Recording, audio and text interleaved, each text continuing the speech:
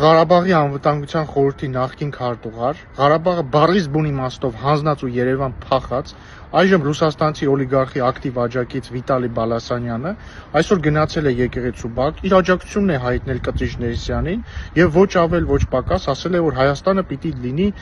նոր խորհրդային միության մաս, ինչպես 100 տարի առաջ։ Դա այդ անկախություն, ինքնիշխանություն, անիմաստ բաներ են թարգեք։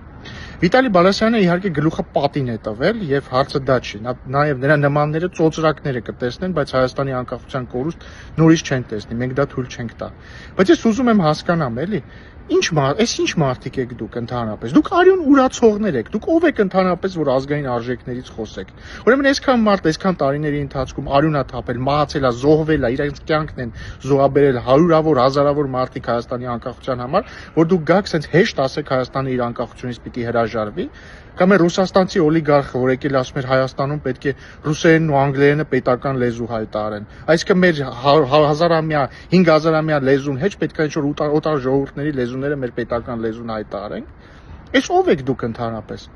Հունիսի 7-ին Հայաստանի անկախության դեմ գործող բոլոր ուժերին պիտի ուղարկեն գրողի ծոցը կամ ցանկացած այլ ծոց իրենց նախընտրությամբ։ Շնորհավոր մարտի 7։